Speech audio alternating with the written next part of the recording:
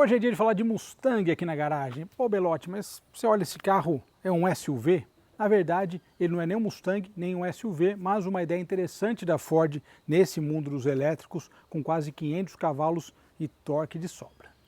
Saudações, pessoal! Bom, hoje é dia de falar de elétrico aqui na garagem, novamente, a bordo de um modelo um pouco diferente do convencional e, aliás, difícil ver um deles andando na rua, não só pela questão dos valores, né, mas os elétricos premium, de modo geral, eles acabam tendo um público bem específico nessa faixa de preços, né? Mas a gente fala de e-tron, de Porsche Taycan, que são bem mais caros, e é curioso como você tem um público bem próprio, né, para esses carros elétricos premium. A gente vê aí um monte de BYD Mini, Kwid E-Tech, enfim, mas é um outro tipo de carro elétrico, né? Eu já cheguei a comentar isso em matéria, dirigibilidade, todas as suas percepções são completamente diferentes. O elétrico, assim como o veículo a combustão, ele tem vários níveis diferentes de carro, né? Como você pegar um carro esportivo de entrada, entre aspas, e pegar um 911 ou outro esportivo desse nível, né? São carros com desempenhos distintos e capacidades, características distintas. O Mustang Mach-E, eu falei no começo da matéria que ele não é um SUV, não é um Mustang. Na verdade, sim, ele é um Mustang, mas com o Mach-E a Ford teve uma ideia muito boa.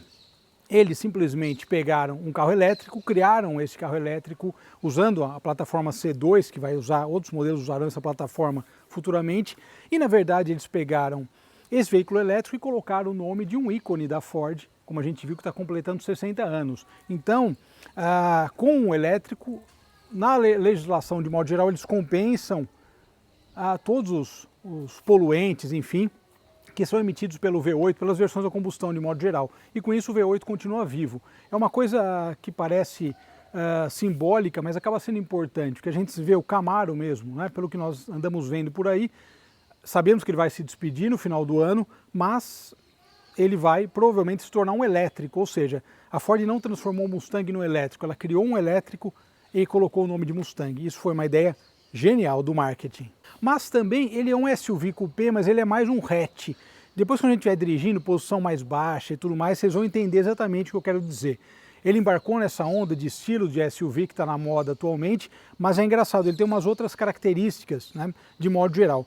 E logicamente em termos de design, né, eles foram beber na fonte no Mustang, mas mantiveram essa sacada de criar um carro próprio.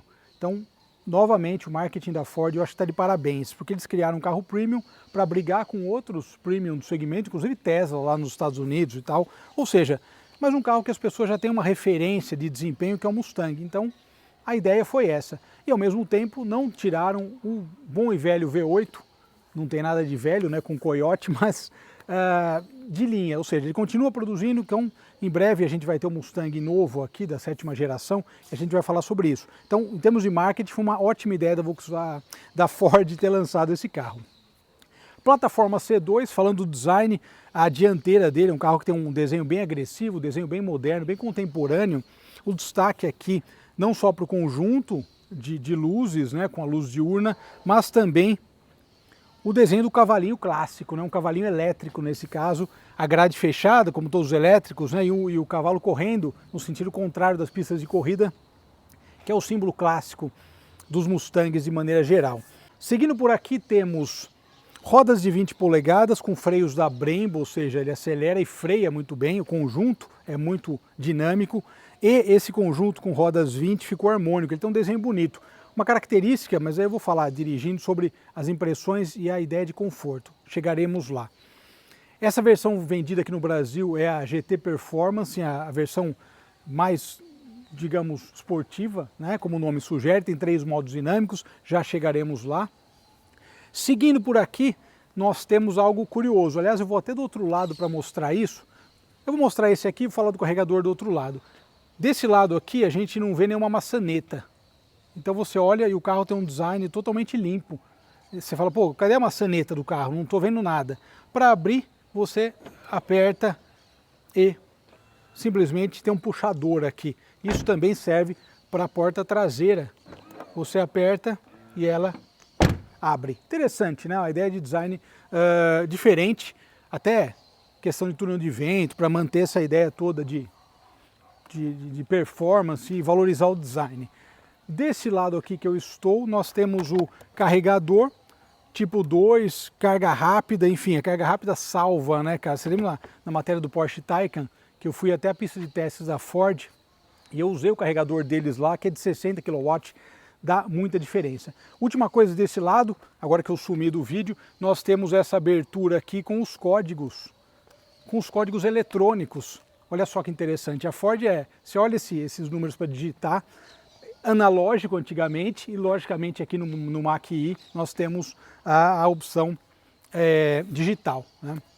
Por fim, chegando aqui na traseira, daí sim ele lembra mais um Mustang, mas como eu falei, ele parece um Mustang hatchback, até em termos de altura do solo. Essa traseira com as lanternas, né, com as 3 fases, as três peças, cara, isso aqui é muito Mustang. Eu acho que isso dá uma identidade visual para o carro que acaba chamando bastante atenção, né? Por fim, vale salientar o destaque do porta-malas. O porta-malas ele tem aí pouco mais de 400 litros mas lá na dianteira um outro porta-malas menor. Tem até um cabo que vem aqui também, enfim, se bem que na maioria dos lugares acaba tendo cabo. Última coisa para comentar é sobre performance. São 2 motores, totalizando 487 cavalos e 87,7 kgfm de torque. Isso tudo a gente vai conhecer agora nas impressões ao volante. É força e torque instantâneo de sobra. E agora falando da parte interna, como eu mostrei ali, né, a abertura da porta de uma maneira diferente, até inusitada. Aqui no acabamento, a gente tem alcântara nas portas, o acabamento eu gostei. Achei um ponto interessante, né? Nós temos aqui também esse detalhe do banco, ó, com alcântara, a parte interna do banco. E esse detalhe também, não sei se dá para ver no vídeo, dá para ver, ele passa uma coisa meio elétrica. É engraçado isso, né? Porque uma textura passar algo elétrico é engraçado.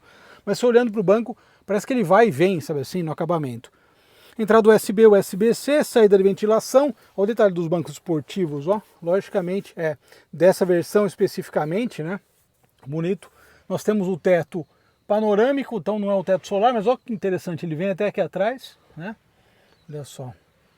E aqui também a gente tem uma altura boa, eu gostei. Olha que interessante, né? A gente andou no Fastback, que é um carro, uma outra ideia, uma outra proposta, e a parte traseira, apesar do porta-malas ser gigante, 600 litros, quem vai atrás, se for muito alto, vai sofrer um pouco. Aqui no Mach-E, ele é também seguindo esse estilo SUV coupé, apesar de ser mais um hatch na parte de guiar, mas uma coisa curiosa é que o teto dele aqui dentro é alto. Se você pegar alguém um pouquinho mais alto, não vai se incomodar com essa diferença. Curioso, né? Curioso, realmente. Bom, achei bem interessante. Eu comentei aqui também novamente sobre... Isso é bem Ford, né? Você lembra dos Taurus que tinha aquela parte com os botões, né?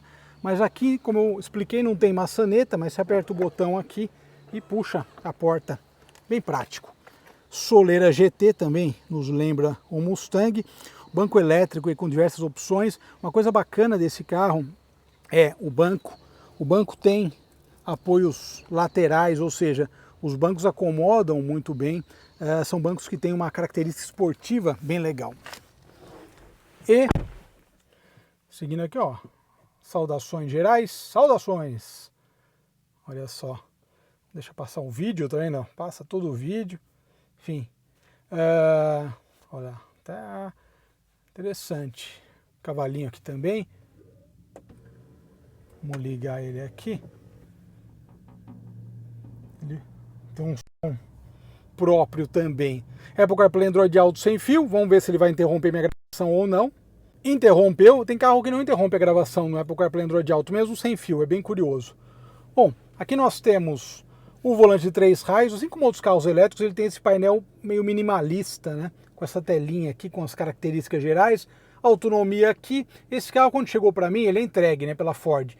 363 km de autonomia, aqui 86% de bateria, a gente vai andar com ele e vamos ver como que ele se comporta.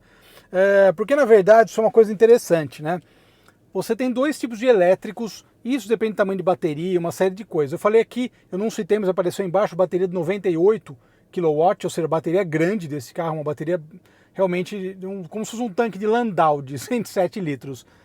Mas uma coisa curiosa é que alguns elétricos eles acabam consumindo muita bateria na estrada. É o caso do BYD Dolphin que a gente mostrou na prática, né? Outros elétricos, aí no caso por ter duas marchas, o Taycan e o Audi e-tron, não consomem. E o Renault Megane E-Tech também muito bom nesse sentido, ele consome o que você andar, exatamente. Vamos ver esse aqui, como ele se comporta.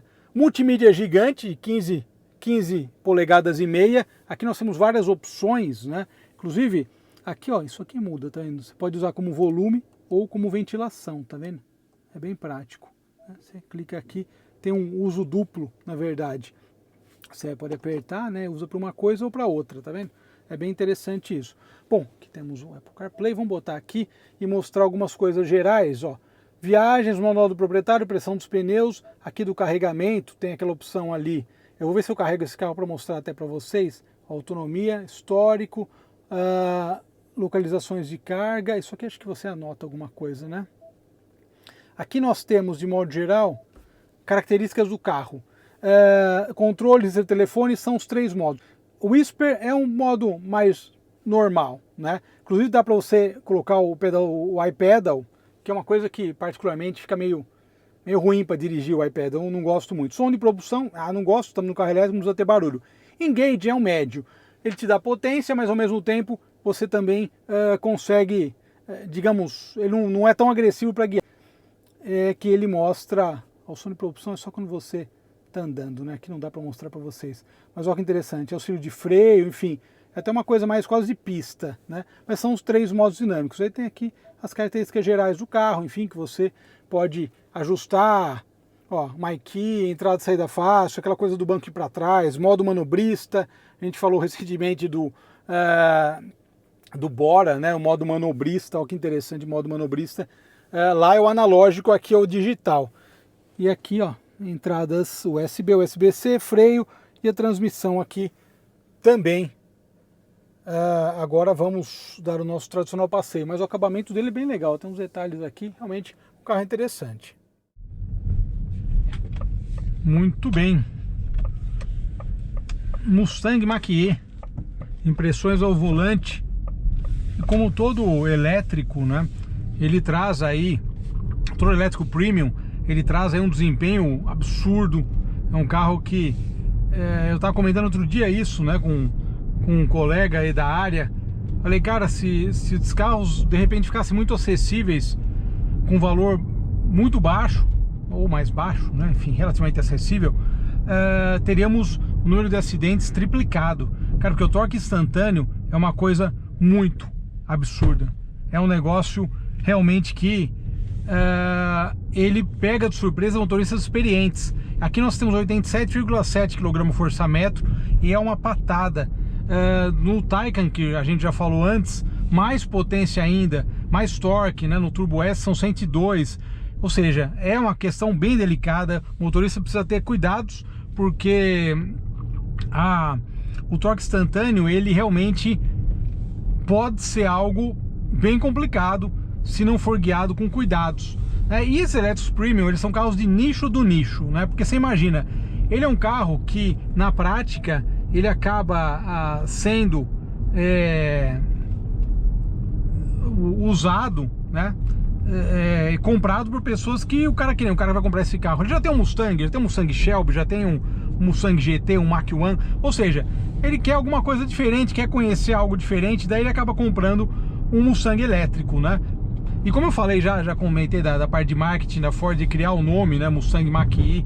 Enfim, para mim foi uma boa estratégia de marketing e sem dúvida nenhuma ele é um carro que tem um mérito, né? Ele não é um substituto, ele é algo a mais, enfim. É uma ideia da Ford aproveitando essa sacada deles de concorrer com Tesla e outras marcas. Bom, uma coisa, antes de falar de consumo, impressões dinâmicas, ele é um carro que tem rodas de 20 polegadas, a suspensão eu achei um pouco desconfortável, dura mesmo a suspensão. Quando você anda numa estrada desse tipo, ou numa rodovia, você percebe sim que a suspensão é bem acertada. Porém, para andar na rua, ele passa muito curso de amortecedor, então ela acaba passando muito para os ocupantes essa questão, né? Então assim, ele é um carro que tem tração integral, tem nós temos 2 motores, tem muita força, ele distraciona acelerando justamente por conta desse torque todo, mas a suspensão eu achei realmente um pouco desconfortável, sabe assim, para o uso diário, digamos assim, né? Ele é um carro que tem, ó, muita força de uma vez, e ao mesmo tempo ele acaba aí, né, aqui numa estradinha que o asfalto é razoável, ele vai bem, ele tá em casa. Agora, num ambiente aí de que a gente percebe muito de cidade, onde o asfalto é irregular e tal, ele sente muito, copia tudo que tem no asfalto, você percebe isso andando no carro.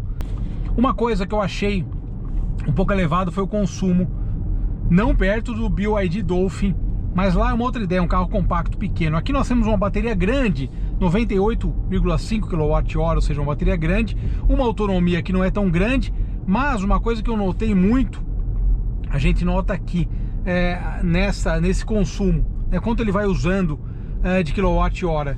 Em alguns trechos ele chega a usar 70, mesmo pisando pouco, ou seja, eu achei ele um pouco gastão. Eu rodei 70 km, 65, 70 km, e ele teve um consumo equivalente a 100 km rodados.